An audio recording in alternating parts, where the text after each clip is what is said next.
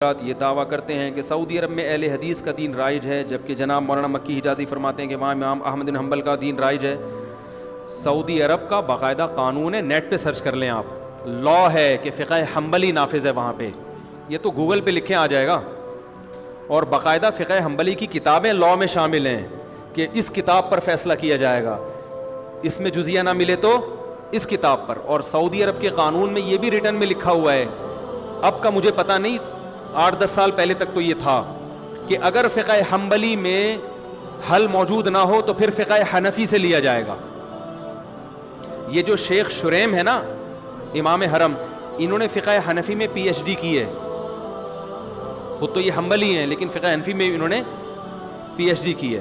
تو سعودی عرب میں اگر آپ فقہ حنبلی نہیں پڑھتے تو آپ کسی اونچی پوسٹ پہ جا ہی نہیں سکتے، سمجھ رہے ہیں، وہاں پڑھنا ضروری ہے یہ۔ تو وہاں کا جو سرکاری مذہب ہے، ابھی جو بادشاہ گزرے ہیں سعودی عرب کے، شاہ عبداللہ گزرے ہیں، کون سے یار جن کا انتقال ہو گیا، انہوں نے باقاعدہ اناؤنسمنٹ کی تھی، اعلان کیا تھا کہ یہ زیادہ پرانی بات نہیں ہے، 8-10 سال پرانی بات ہے، باقاعدہ اناؤنسمنٹ ہوئی تھی ان کی طرف سے سرکاری سطح پہ کہ ہمارا جو مذہب ہے جو سعودی عرب میں رائج ہے وہ فقہ حنبلی ہے، یہ اناؤنسمنٹ باقاعدہ ہوئی تھی۔ تو میں نے خود سعودی عرب میں حرم میں وہاں کے علماء کے فقہی مجالس اٹینڈ کیے ہیں۔ ایک تو ہوتا ہے نا قرآن و سنت پہ درس تفسیر، جیسے بھی ہمارا یہ درس چل رہا ہے، ایک ہوتا ہے جو لا پڑھایا جاتا ہے نا، تو میں نے خود حرم میں بیت اللہ کے سامنے درس اٹینڈ کیے ہیں، فقہ حنبلی کی کتابیں باقاعدہ پڑھائی جا رہی ہیں وہاں پہ، سمجھ رہے ہیں۔ تو ہاں بعض چیزوں میں فقہ حنبلی سے خروج کرتے ہیں، تو وہ تو ہم بھی بعض چیزوں میں فقہ حنفی کو چھوڑ دیتے ہیں، وہ تو اصول اور آداب ہر مسلک میں ہوتے ہیں کہ کن چیزوں میں آپ جو ہے وہ آپ مسلک سے خروج اختیار کر سکتے ہیں۔ باقی فقہ حنبلی رائج ہے اور وہ خلاف فقہ حنفی کے بھی نہیں ہے۔ یہ جو امام شیبی ہیں جو جن کے ہاتھ میں بیت اللہ کی چابیاں ہیں، ان کے قبیلے کے بارے میں رسول اللہ صلی اللہ علیہ وسلم نے ارشاد فرمایا تھا کہ کوئی ظالم ہوگا جو تم سے بیت اللہ کی چابیاں لے گا، تو نبی صلی اللہ علیہ وسلم کے دور سے اب تک انہی کے خاندان میں بیت اللہ کی چابیاں ہیں، نبی کے دور سے۔ اور عجیب بات آپ کو بتاؤں کہ ان کے پاس لوگ امام مہدی علیہ السلام کے لیے لوگ امانتیں رکھواتے ہیں، کیونکہ حدیث میں آتا ہے کہ قیامت تک بیت اللہ کی چابیاں انہی کے پاس رہیں گی، کوئی جو لے گا ان سے تو ظالم ہوگا۔ تو اس میں علماء کہتے ہیں یہ تو ثابت ہو گیا کہ کوئی اور قبیلہ قیامت تک رہے نہ رہے، یہ قبیلہ بہرحال رہے گا۔ تو اب بہت سے لوگوں نے ماضی میں اس قبیلے کے پاس امانتیں رکھوائی ہیں، پیسے رکھوائے ہیں، زیورات رکھوائے ہیں کہ آپ نے اس وقت تک آپ کے قبیلے نے رہنا ہے جب حضرت مہدی آئیں گے، تو یہ امانتیں آپ ان کے سپرد کر دینا۔ تو ابھی بھی جن کے ہاتھ میں، اور میرے لیے یہ سعادت کہ میں شو مارنے کا عادی نہیں ہوں، وہ میں نے ویڈیو کلپ بھی نہیں بنایا اس کا، جب مجھے بیت اللہ کا خلاف پیش کیا گیا تھا ان کی طرف سے، تو وہ جنہوں نے پیش کیا انہوں نے کلپ بنا کے یوٹیوب پہ ڈالا، لیکن میں نے اپنے چینل سے ابھی تک وہ ویڈیو کلپ نہیں ڈالا۔ لیکن اب بات چل پڑی تو میں بتاتا ہوں، ان کی طرف سے جو بیت اللہ کی چابیاں جن کے پاس ہیں، مجھے الحمدللہ باقاعدہ بیت اللہ کا غلاف ہدیے کے طور پر پیش کیا ہے، اور وہ حنفی ہیں، اس لیے نہیں انہوں نے دیا کہ وہ حنفی، وہ اسلام میں حنفی شافی کی بیس پر پروٹوکول نہیں ہے۔ میں تو صرف یہ بتانے کے لیے کہ یہ جو پروپیگنڈا کیا جاتا ہے نا کہ سعودی عرب والے وہ مذاہب اربعہ کو نہیں مانتے، چاروں فقہ کو نہیں مانتے، جو ان فقہ کو فالو کرتے ہیں ان کو غلط سمجھتے ہیں، تو یہ غلط قسم کا پروپیگنڈا ہے۔ وہ چاروں فقہ کو مانتے ہیں، چاروں فقہ کے فالوورز وہاں پہ بڑی بڑی پوسٹوں پر موجود ہیں۔ مدینہ یونیورسٹی کے جو ابھی پرنسپل تھے چند سال پہلے تک وہ حنفی تھے، انہوں نے کوئی سعودیہ کی پالیسی کے خلاف کوئی بیان دے دیا تھا جس کی وجہ سے ان کو معزول کر دیا، اس بیس پہ نہیں کہ یہ حنفی ہیں، بلکہ اس بیس پر انہوں نے سعودی حکومت کی پالیسی کے خلاف بیان دے دیا تھا۔ تو وہاں یہ فرق نہیں ہے کہ آپ حنفی ہو یا شافی ہو یا حنفی ہو یا مالکی ہو یا حنبلی، اس سے ان کے ہاں یہ مسائل کہاں ہیں؟ ہمارے ہاں ہیں کہ جو فقہ حنفی کو فالو کر رہا ہے وہ اندھا مقلد ہے، وہ جنت میں نہیں جائے گا، ہم صرف قرآن و حدیث کو مانتے ہیں۔ یہ وہاں اہل حدیث بھی ہیں اور اچھی پوسٹوں پر ہیں، تو یہ فرقواریت، یہ عذاب یہاں پر ہے۔ تو اہل حدیث بھی وہاں بڑی اچھی اچھی پوسٹوں پر ہیں، لیکن سعودی عرب کا جو سرکاری مذہب ہے وہ بہرحال فقہ حنبلی ہے، اور علماء حرم وہ بھی حنبلی فقہ کو فالو کرتے ہیں۔ میں نے تو ان کی تحریریں پڑھی ہیں ائمہ حرم کی، کہ انہوں نے باقاعدہ ریٹن میں لکھا ہے کہ ہم فقہ حنبلی کو فالو کرتے ہیں. اور سعودی عرب میں جو انقلاب آیا محمد ابن عبد الوہاب, جن کی وجہ سے دنیا ان کو وہابی کہتی ہے نا, محمدی تو کہہ نہیں سکتی تھی تو ابا کے کھاتے میں ڈال کے وہابی کہنا شروع کر دیا. محمد ابن عبد الوہاب جو ہے, جن کو سارے عرب فالو کرتے ہیں, ان کے جو بیٹے ہیں نا, انہوں نے اپنے والد کے عقائد بیان کیے ہیں. اس میں صاف طور پر لکھا ہے کہ ہم فقہ حنبلی کو فالو کرتے ہیں اور ہم نے پانچواں کوئی مسلک نہیں نکالا. اور محمد ابن عبد الوہاب, میرے پاس یہ سارے تحریر ثبوت کے ساتھ موجود ہیں, چونکہ یہ سوال تو اچانک آ گیا نا, تو ان کے حوالوں کے ساتھ موجود ہیں. ان سے کسی نے سوال پوچھا محمد ابن عبد الوہاب سے حرم میں کہ کیا آپ نے کوئی پانچواں مسلک نکالا ہے؟ انہوں نے جواب دیا کہ ہم نے کوئی پانچواں مسلک نہیں نکالا. اہل سنت والجماعت کے جو 4 مکاتب فکر ہیں, حنفی, مالکی, شافعی, حنبلی, ہم انہی کو فالو کرتے ہیں. آئی بات سمجھ میں؟ اور اس میں ہم فقہ حنبلی کو فالو کرتے ہیں, اور ہم ان تینوں کو, چاروں کو برحق سمجھتے ہیں. یہاں تک کہ ان کے جو بیٹے ہیں نا محمد عبد الوہاب کے, ان کے فتاوی میں یہ بات لکھی ہے, انہوں نے کہا کہ ہم ابن تیمیہ رحمہ اللہ تعالیٰ کو مقتدی اور رہبر سمجھتے ہیں, مگر ابن تیمیہ نے چاروں مذاہب کے خلاف اگر کوئی فتویٰ دیا ہے تو ہم اس میں ابن تیمیہ کو فالو نہیں کرتے. اس میں انہوں نے یہ بات بھی لکھی ہے کہ 3 طلاق کا مسئلہ چونکہ چاروں فقہا کے خلاف ہے ابن تیمیہ کا, اس مسئلے میں ہم نے ابن تیمیہ کی رائے کو مسترد کر دیا ہے. نہیں آ رہی بات سمجھ میں؟ تو یہ محمد ابن عبد الوہاب کا بھی بیان میں نے بیان کیا آپ کو, جو میرے پاس حوالوں کے ساتھ موجود ہے. نہیں تو آپ نیٹ پہ سرچ کریں, آ جائے گا. آج کل تو گوگل پہ لکھو, بہت سی چیزیں نکل آتی ہیں. تو یہ الفاظ نیٹ پہ سرچ کریں, وَلَا نُنْكِرُ أَحَدًا مَنْ قَلَّدَ أَحَدًا مِنَ الْمَذَاهِبِ الْأَرْبَعَةِ, کہ ان چاروں, یہ محمد بن عبد الوہاب کا بیان ہے رحمہ اللہ, کہ ہم کسی ایسے شخص پر رد نہیں کرتے جو چاروں مذاہب میں سے کسی ایک کی تقلید کرتا ہے. یہ نیٹ پہ گوگل پہ آپ الفاظ لکھ لیں, ٹھیک ہے, لا ننکر احدا من قلد احدا من المذاہب الاربعہ, گوگل پہ لکھیں گے, یہ ان کی ورڈنگ انشاءاللہ آ جائے گی. تو اور یہ بھی ہو سکتا ہے نہیں آئے تو مزید ریسرچ کریں, آپ مزید تحقیق کریں, کیونکہ بعض دفعہ یہ الفاظ کسی اور کے بھی کہے ہوئے ہوتے ہیں نا, تو کسی اور کے نام سے آ جائے گی پھر وہ. تو محمد بن عبد الوہاب وہ بھی حنبلی تھے, ان کے بیٹے نے تو باقاعدہ کتاب لکھی ہے کہ جو چاروں مذاہب میں سے کسی ایک کی تقلید کرتا ہے, تقلید کے الفاظ ہیں, ہم اس پر رد نہیں کرتے اور ہم فقہ حنبلی کو فالو کرتے ہیں.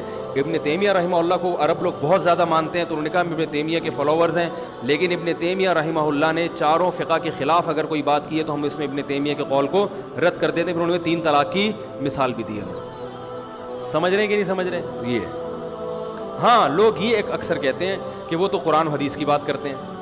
تو بھائی فقہ حنبلی کو فالو کرنا قرآن حدیث کے خلاف نہیں ہے, سمجھ رہے ہیں؟ ایک عرب عالم سے کسی نے پوچھا کہ آپ دلیل کو فالو کیوں نہیں کر رہے, آپ نے جو قانون نافذ کیا ہے کہ فقہ حنبلی پر فتویٰ دیا جائے گا, دلیل کو فالو کیوں نہیں کر رہے؟ تو انہوں نے کہا کہ اس کا مطلب ہے کہ امام احمد بن حنبل نے دلیل کو فالو نہیں کیا تھا. یعنی جب بھائی دلائل تو چاروں نے دلیل کو فالو کیا ہے, لیکن جب ان کے فالو کرنے کے بعد ان کا اختلاف ہوا تو کسی ایک کو تو ترجیح دینی پڑے گی نا. یا تو آپ جج پہ چھوڑ دیں,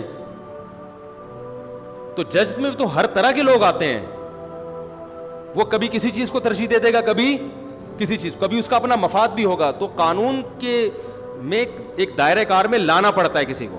ہاں بہت سے سعودی عرب کی عدالت کے فیصلے ہیں جس میں, بہت سے تو نہیں کہوں گا, بعض فیصلوں میں انہوں نے فقہ حنبلی سے خروج کیا ہے, وہ زمانے کے لحاظ سے, ضرورت کے لحاظ سے, تو وہ ہم بھی کرتے ہیں.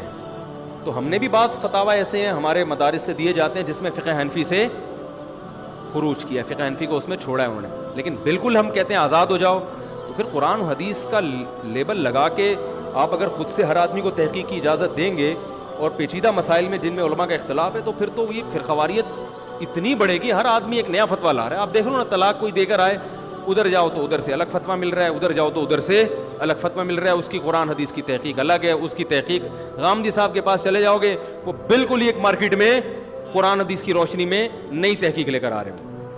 آپ کہہ سکتے ہیں کہ ان کی تحقیق غلط ہوتی ہے, لیکن عامی آدمی کو غلط لگتی نہیں ہے. وہ بات ہے عامی آدمی کی, وہ کیا کرے گا, تو اس کو پابند بنانا پڑتا ہے کسی ایک فقہ کا. باقی اہل حدیث حضرات بھی بہت کثرت سے ہیں وہاں پہ, اس کی چند وجوہات ہیں.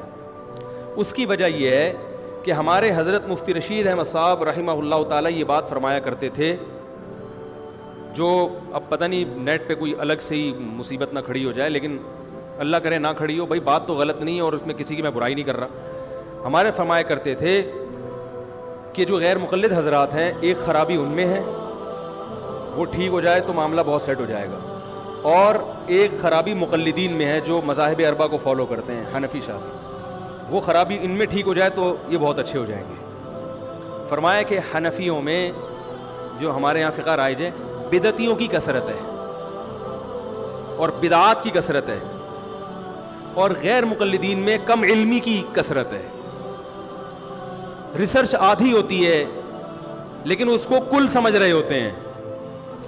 تو یہ دو خرابیاں ختم ہو جائیں، ادھر علم کا لیول تجھ کیا ہو جائے، بڑھ جائے، کیونکہ جب علم آئے گا نا تو پھر عالم کو پتا ہوتا ہے کہ بھائی اس مسئلے میں یقینی طور پر رائے قائم نہیں کر سکتا، اس میں وہ دوسرے کی رائے کا احترام کرنا سیکھ جائے گا کہ بھائی اس میں یہ قول بھی ہے۔ بات آ رہی ہے سمجھ میں؟ جیسے فقہائے کرام ایک دوسرے کا احترام کرتے تھے اختلاف کے باوجود کہ بھائی اس میں ان کی بھی دلیل ہے، بالکل اس کو کلعدم نہیں قرار دے سکتے ہم۔ ہمارے ہاں اہل حدیث حضرات، سب نہیں ہوں گے ایسے، بہت سے اہل حدیث حضرات کیا کرتے ہیں، ان کو جو حدیث مل گئی نا اور ان کی جو سمجھ میں آ رہا ہے اس کا مطلب، وہ سب پہ مسلط کرنا چاہتے ہیں کہ بس یہی ہے، اس کے علاوہ کچھ نہیں ہے، اور پھر دوسرے پر الزام کہ تم غلط کہہ رہے ہو، تم حدیث کے منکر ہو۔ جب آپ کا علم زیادہ ہوگا نا تو آپ کا ظرف بڑا ہو جائے گا، آپ کہو گے نہیں بھائی اس کے قول کی بھی ایک جہت اور اس کے قول کی بھی ایک دلیل ہے جس کی وجہ سے یہ مسئلہ کیا بن گیا، اختلافی، تو آپ کا ظرف بڑا ہو جائے گا۔ تو غیر مقلدین جن کو کہا جاتا ہے، جو اہل حدیث حضرات ہیں، ان کا مسئلہ یہ ہے کہ ان میں سے اکثر لوگ علم سے فارغ ہوتے ہیں، چند حدیثیں وہ بھی اردو میں پڑھ کر فتویٰ لگانا شروع کر دیتے ہیں، ان کو اس کی اصلاح کی ضرورت ہے۔ اور حنفیوں میں بڑی مصیبت یہ ہے کہ ہر بدعت امام ابو حنیفہ کے کھاتے میں، بولو بھائی، ڈالیں گے۔ بدعات بہت ملیں گی آپ کو، اور یہ دیوبندیوں میں بھی ملیں گی۔ جب ان سے بولو بھائی اس کی دلیل کیا ہے، تو سب تو ایسے نہیں ہوتے، سب تو ظاہر ہے ہر جگہ اچھے، میں تو چھوٹا منہ بڑی بات ہو جائے گی نا، میں بڑے عالم سے سنی ہے میں نے یہ بات، تو وہ جب دلیل سے بات کرو، بعض لوگوں کی عادت ہم نے یہ دیکھی ہے، تو وہ حضرت احمد جی نے یہ فرمایا، دامت برکاتہ نے یہ فرمایا، حضرت والا نے یہ فرمایا، تو حضرت جی نے فرمایا، تو عامی آدمی یہ کہتا ہوا تو سمجھ میں آتا ہے، لیکن کوئی عالم کو تو چاہیے بھائی آپ تو کم از کم کوئی دلیل پیش کریں نا اس کی۔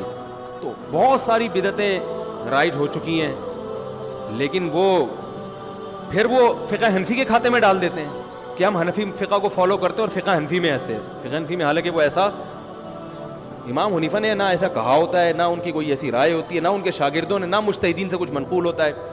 تو ہمارے حضرت فرمایا کرتے تھے کہ تقلید کی جاتی ہے مجتہد کی۔ اب یہ نہیں کہ جو بات کہہ دے وہ پتھر پہ لکیر بن گئی، آپ نے صرف اس لیے ماننا ہے کہ وہ ہمارے حضرت جی نے کہی ہے، ایسا نہیں ہے۔ تو مقلدین میں بدعت کی بیماری زیادہ ہے، اور اہل حدیث اکثر بدعات سے بچے ہوئے ہوتے ہیں، اکثر میں نے دیکھا ہے کہ وہ بدعت سے دور ہوتے ہیں، ان میں بہرحال یہ خوبی ہے۔ تو سعودی عرب میں چونکہ عربوں کا مزاج ہے کہ وہ بدعات کو نہیں مانتے، وہ بدعات سے بہت دور ہیں، تو اہل حدیث حضرات جو سعودی عرب میں اتنے زیادہ ہیں، وہ اس لیے نہیں کہ چاروں مذاہب کو نہیں مانتے، اگر وہ یہ بات کریں گے تو وہ سعودی عرب میں ان کو جگہ نہیں ملے گی، وہ اس لیے کہ خاص طور پر سعودی عرب میں جو اہل حدیث ہیں وہ بدعات سے، بولو بھائی، بہت دور ہیں۔ تو بدعت سے تو ہم سب کو دور رہنا چاہیے بھائی۔ بہت ساری چیزیں ہم نے امام حنیفہ کے کھاتے میں ڈال دی ہیں، بہت ساری چیزیں ہم نے فقہ حنفی کے کھاتے میں ڈال دی ہیں، بہت ساری چیزیں ہم نے رسول اللہ صلی اللہ علیہ وسلم کی طرف منسوب کر دی ہیں۔ عرب اس کا بڑا خیال کرتے ہیں، حدیث صحیح ہونی چاہیے۔ ہمارے ہاں ایک بڑی مصیبت یہ بھی ہے کہ ہمارے ہاں جو واعظین ہیں دیوبندی حضرات میں یا حنفی حضرات میں، ان میں بھی بہت سے واعظین بیان کے دوران صحیح اور ضعیف حدیث میں فرق نہیں کرتے، واقعات میں اس کا خیال نہیں کیا جاتا یہ مستند ہے بھی کہ نہیں ہے، اس کا سے بھی بڑا امیج دنیا میں خراب جاتا ہے۔ تو جبکہ اہل حدیث حضرات اس کا اہتمام، جو جہاں تک مجھے معلومات ہے، وہ کرتے ہیں، تو کہ وہ حدیث کی بہرحال کوشش کرتے ہیں کہ صحیح ہو۔ آگے وہ حدیث سے مطلب جو کشید رہے ہوتے ہیں، ان میں میری رائے کے مطابق گڑبڑ کر جاتے ہیں، اور دوسری بات یہ کہ وہ والی حدیث دیکھ رہے ہوتے ہیں, اس کے اپوزٹ دوسری بھی ہوتی ہے, وہ بسا اوقات ان کی نظروں سے اوجھل ہوتی ہے. پھر دوسرا, کوئی اصول نہیں ہے. سب سے پہلے تو مسائل استنباط کے کوئی اصول اور ضابطے تو ہوں نا. تو اس کی وجہ سے میں تو بہرحال فقہ حنفی ہی کو فالو کرتا ہوں اور اسی کو ترجیح دیتا ہوں, کیونکہ یہ اس کی کیا وجوہات ہیں پھر بیان لمبا ہو جائے گا. لیکن اگر کوئی اہل حدیث بھی ہے, علم مضبوط ہے, تو وہ بھی اہل سنت میں داخل ہے. تو ہر فقہ کی اچھی چیز کو لے لینی چاہیے. بدعت سے اجتناب آپ لیں ان لوگوں سے. اور ہمارے ہاں جو مزار پر, ٹھیک ہے ہمارے یہاں علماء میں نہیں ہیں یہ چیزیں, جو اچھے مستند علماء ہیں نا, بڑے علماء, ان میں بدعت نہیں ہے. لیکن کثرت تو ہم جیسے نالائقوں کی ہے نا. عامی آدمی تو وہ تو عام لوگوں کو دیکھے گا نا, وہاں تو سب کچھ چل رہا ہے, لائٹیں بند کر کے اجتماعی ذکر کی محفلیں, پوری ابتدائی ہوتی ہے, لاؤڈ اسپیکر پہ اعلان ہوتا ہے, 3:05 پہ باقاعدہ ذکر کرایا جائے گا. میں پوچھتا ہوں یہ کہاں سے ثابت ہے بھائی؟ ایک تو ہوتا ہے نا کوئی پیر صاحب اپنے مریدوں کو جمع کر لیں تربیت کے لیے, ان کو ذکر کروا دیں, وہ تو ٹریننگ ہے, چلو جی ذکر کی عادت ڈالنے کی. لیکن لاؤڈ اسپیکر پہ اعلان کر کے کہ خانقاہ میں اتنے پہ ذکر ہوگا, وہ تمام حضرات محلے والے بھی آ رہے ہیں اس میں, تو یہ اجتماع تو بدعت ہے بھائی, اس کا کہاں سے ثبوت ہے؟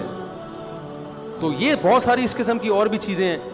تو وہ پھر چیزیں جب آپ کے پاس آئیں گی تو پھر چیزیں تو آپ کو چیزیں تو آپ کو اپنے دین سے نکالنی پڑیں گی بھائی. قرآن و سنت کو فالو کرو سیدھا. ایک صاحب میرے پاس آئے, کہنے لگے یہ قبر پہ بیٹھ کے مراقبہ کرتا ہوں میں اور وہ فیض حاصل کرتا ہوں, کنیکشن ملاتا ہوں. میں نے کہا سیدھا جا کسی زندہ بزرگ سے جا کے, زندہ ختم ہو گئے ہیں, مارکیٹ سے شارٹ ہو گئے ہیں کیا؟ کیوں بیٹھا ہوا ہے قبر پہ بھائی, تو مراقبہ کر رہا ہے جا کے, پتہ نہیں وہ قبر سے کنیکشن بحال کر رہے ہیں, وہاں سے کہہ رہے ہیں میں وہاں سے روحانی کچھ چیزیں حاصل کر رہا ہوں. تو ظاہر ہے ایسی چیزوں سے بدعتوں کو پھر فروغ ملتا ہے. زندہ لوگ ہیں, زندہ بزرگان دین ہیں, ان کے پاس جاؤ, ان سے دین سیکھو. صحابہ کرام نے نبی سے سیکھا, نبی سے دنیا سے جانے کے بعد پھر وہ آپس میں ایک دوسرے کو نصیحتیں کرتے تھے, اور تابعین نے صحابہ سے سیکھا. ہم تو نہیں دیکھتے کہ رسول اللہ صلی اللہ علیہ وسلم کی قبر پہ بیٹھ کے کوئی محاسبے کرتے ہوں, مراقبے کرتے ہوں. وہ صوفیہ جو کرتے تھے چھوڑ دیں ان کو, کسی کو برا کہنے کی ضرورت نہیں ہے, ان کو چھوڑ دیں اپنے حال پہ. ہم تو, وہ ایک صاحب مجھے کہنے لگے علماء دیوبند قبر پرست تھے. میں نے کہا اگر قبر پرست ہوتے تو بھائی میں بھی قبر پرست ہوتا, میں تو انہیں کے شاگرد ہوں. انہوں نے کہا وہ فلاں دامت برکاتہم کہتے, میں نے کہا چھوڑ دے فلاں دامت برکاتہم. اس طرح اگر لوگوں کی سوانے نکال کے ان کے عیب تلاش کرو گے تو دنیا میں کوئی بھی, بولو بھائی, نہیں بچے گا. بہت سے لوگ اچھا کام کر رہے ہوتے ہیں, ایک دو کام ان سے ایسے بھی ہو جاتے ہیں جس سے معاشرے میں نقصان ہوتا ہے. تو اب یہ نہیں کہ ان کی اتنی سی چیز کو نکال کے, بھائی اس کو ہم فالو کر رہے ہیں کہ نہیں کر رہے تو چھوڑ دو, مٹی ڈالو اس پہ. ہمارے جتنے اکابر ہیں بزرگان دین, ان کی قبریں ایک بالش سے زیادہ اونچی نہیں ہیں, سب کی قبریں کچی ہیں. تو ہم قبر پرست کیسے ہو گئے بھائی؟ کہہ رہے نہیں قبر پہ جا کے محاسبے کرتے ہیں, مراقبے کرتے ہیں. میں نے کہا ہمیں دیکھا کبھی جاتے ہوئے قبر پہ؟ ہم تو مسجد میں آتے ہیں, نماز پڑھتے ہیں. قبر پہ میت کی مغفرت کے لیے دعا کر لیں جا کے تو ایک الگ بات ہے, ویسے تو نہیں. امام بخاری کی قبر پہ میں گیا, میں نے تو وہاں ہاتھ اٹھا کے بھی دعا نہیں کی. حالانکہ قبر پہ ہاتھ اٹھا کے دعا کرنے کی بھی گنجائش ہے کہ اگر شرک کا پہلو نہ نکل, لیکن اس لیے کہ کوئی اس کو ذریعہ نہ بنا لے. اور وہاں پہ میں بیٹھا بھی نہیں, بس قبر پہ دیکھا, وہ تو جائز ہے, اس میں تو کوئی حرج نہیں ہے. ان کے لیے بھی دعا کی, اپنے لیے بھی کہ اللہ ان کو اور ترقی دے, اور نکل لیا وہاں سے پتلی